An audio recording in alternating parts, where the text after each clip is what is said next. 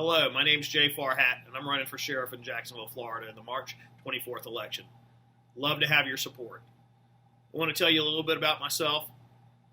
Born and raised in Jacksonville, lived here for 47 years, graduated from FSU with a degree in political science and government and minor in criminology. Started out my career at the state attorney's office as the youth mediation coordinator, and then went on to the Jacksonville Sheriff's Office, working my way from patrol to the state attorney's office through traffic and special events and investigations, where I'm currently the unit supervisor in our homicide unit. I'm the only candidate who's still actively employed as a supervisor with the Jacksonville Sheriff's Office. I'm the only candidate that spent any time, 10 years, at the state attorney's office as a special investigator, which gives me a unique perspective of the gap between making an arrest and successful prosecution. I'm also the only candidate that's a small business owner and has any type of business background. Now, I'm not saying that you can run the sheriff's office like a business, but you can definitely apply business principles in those areas that are under your control. And quite frankly, we as government don't do a very good job at that, and we need to start. There's a variety of things we need to do. We've become very top-heavy over the years. I'm going to streamline my administration, reduce the number of appointed staff, and use that funding to create additional police positions for the streets. We're going to use some inexpensive technology as a force multiplier for the men and women on the street and give unprecedented access to the community. We need to bring back some of our intervention prevention programs for our youth. Jacksonville, Florida used to lead the country in intervention and prevention programs. They've gone the way of the dinosaur. We need to re-implement some of those programs. Our budget process needs to be a lot more transparent and accountable. Once again, it goes back to buying accountability from not only the public, but the other city leaders that control our budgets. And then finally, we have some of the most dangerous streets in the country. The number one cause of death for a juvenile in Jacksonville, Florida is a traffic fatality. We're the only agency our size that doesn't have a dedicated traffic division. We're going to re-implement the traffic division to address all of our engineering, education, and enforcement issues. Those are some of the things I want to do. Now I'm going to answer some of the questions that you had put forward. What steps would you take to avoid a replay of Ferguson, Missouri in Jacksonville? All right, well, there's a couple dynamics that were in play in Ferguson, Missouri. Number one, you want your agency to be a mirror image of the community that you represent. In Jacksonville, we need to do everything we can to represent that community. We have a very diverse city that we live in.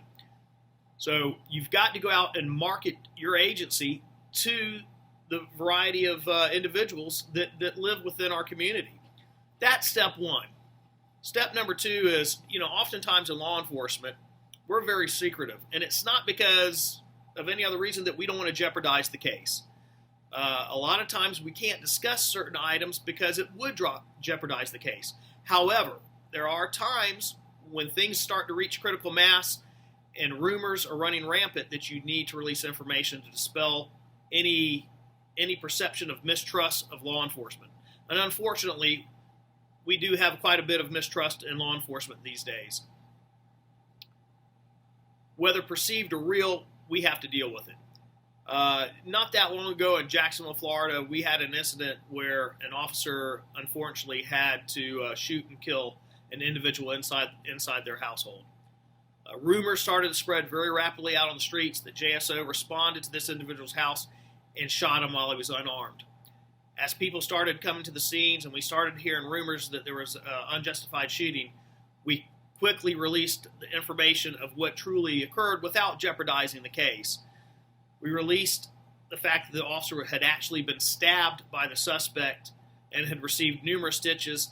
He was stabbed after they attempted to tase that individual numerous times. The taser was ineffective, the officer was stabbed, and the backup officer had to use deadly force, saving the life of the officer and unfortunately taking the life of the suspect. We released that information, a copy of the knife that was used, or a photo of the knife that was used, a photo of the officer and the stitches he received, and that dispelled any rumors or potential perceived mistrust that was going on. You have to be willing to compromise at times to dispel any issues that could become greater than you'd want them to. So I think those were possibly some missteps that were taken in Ferguson. When you have a body laying in the middle of the street as a result of a police shooting, there's a couple things you can do to help insulate that scene. Either you push the scene back or you build a shelter so that the general public's not seeing a dead individual or the family's loved one laying in the middle of the street for hours on end as evidence is being processed, which is not uncommon. It takes a very long time to process these scenes because you don't want to miss anything. So you need to be as responsible as possible and do the best job that you can do. However, you want to be cognizant of how things are being perceived by the general public. What would you do to make the illegal drug trade in Jacksonville really tough? Well, there's a couple strategies we need to take. Number one, you want to limit the supply as much as possible. We need to go after and have an aggressive effort to stop the street level drug deals. Make as many cases as possible at the street level, and then once a case is made, get those individuals to tell us who their suppliers are. And you work your way up the food chain until you're at a level where you can go ahead and work a larger deal case, possibly employing wiretaps or RICO acts to go after the major drug dealers. Now, secondly, and equally as important, is reducing the demand for drugs. We've got to bring back intervention prevention programs for our kids. And I'm talking at a young age. We're talking kindergarten, first, second, third grade. Oftentimes, if you wait beyond that point, you take the chance of losing the child. We've got to get our law enforcement involved in the schools and have the schools actively engage in drug abatement. Everything from DARE programs, officer friendlies. When I was a young young child in school, we look forward to the officer friendly coming to the school. You know, some of those programs don't exist anymore. We need to re-implement it and do everything in our power to get the resources to our youth to divert them from potential use of drugs. Terrorist training for local law enforcement coming from the federal government may be politically correct and not adequately train officers to identify and halt terrorist activity. What changes in law enforcement training would you make? Well, we're pretty fortunate in Jacksonville. Being a large agency, we have a significant amount of resources. And a lot of times we receive our training, whether it be domestic terrorism, foreign terrorism, from a variety of different resources, just not the federal government. There's a number of organizations that we reach out to bring appropriate training to us. Because at the end of the day, acts of terrorism are acts of terrorism. I don't care what you call it. It is what it is. And we need to ensure, and we do ensure, that our officers receive some of the best training of how to identify potential threats to our community. Like I said, since we're as big as we are, Jacksonville, Florida is the federal response agency for the Southeast United States. If there's any type act of terrorism, a good amount of our manpower is used to gain control of that particular scene until we can get all the variety of resources into the city. So I think we do a pretty good job in Jacksonville as far as getting that type of specialized training to the men and women of the Jacksonville Sheriff's Office, and we'll continue to do so. If the federal government wishes to relabel it for politically correct reasons, that's between them. But the bottom line is our officers are going to receive the best training possible in ways to identify and deter any type of terrorism or terrorist acts coming to our city. And God forbid they do, I can assure you there will be aggressive enforcement and apprehension of those individuals.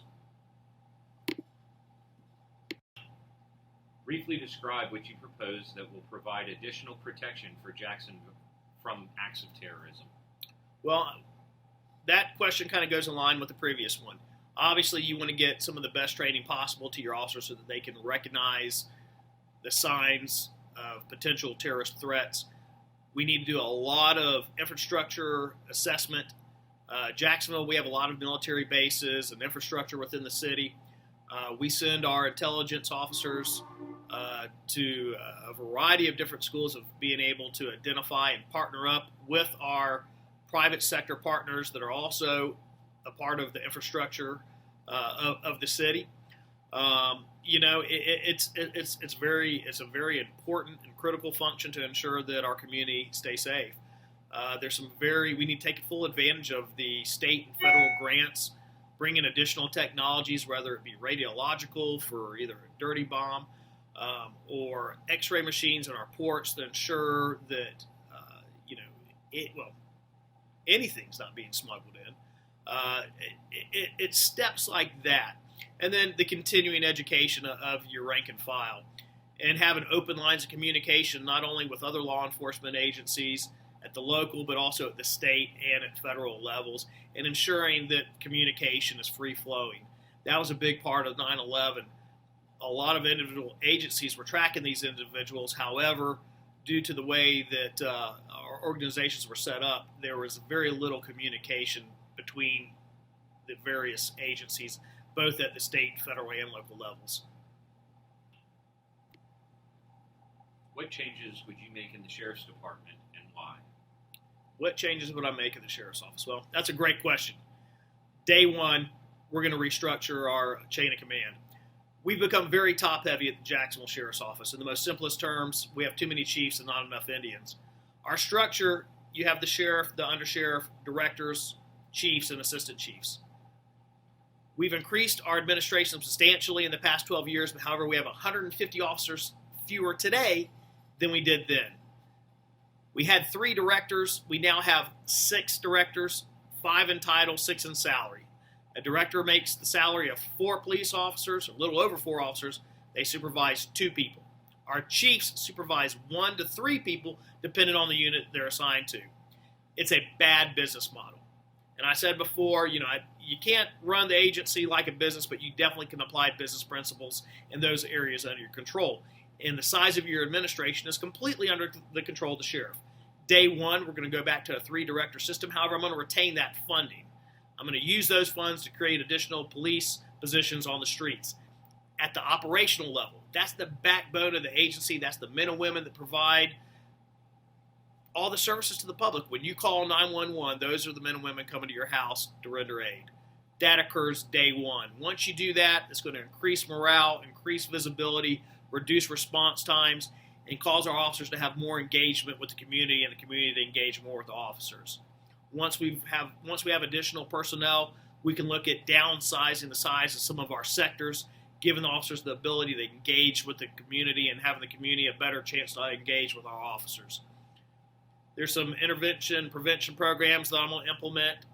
I'll start that day one of our transition. We've actually already started conversations. There's some very inexpensive technology that we want to implement. We've already started researching some of these apps that we wish to bring to the Sheriff's Office. And once again, we are immediately going to form a traffic division.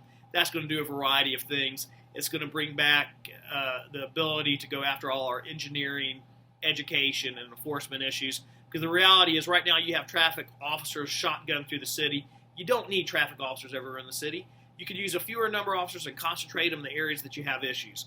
Your high complaint areas, your high frequency crash locations, and your high speed corridors.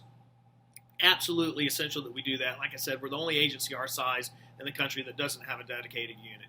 It also gives you a unified chain of command to go after all our state and federal grants, track all our complaint issues, all our engineering issues, and not only that, it gives you a large resource of personnel to handle special events. You only need traffic Monday through Friday from about 6:30 in the morning to 6:30 in the evening. All our special events occur on the weekends and the evenings. This way, I'd have an entire division of personnel to handle those events without taxing patrol. Once again, the backbone of the agency. Would you enforce legislation or executive order to limit the Second Amendment or change existing procedures, and why?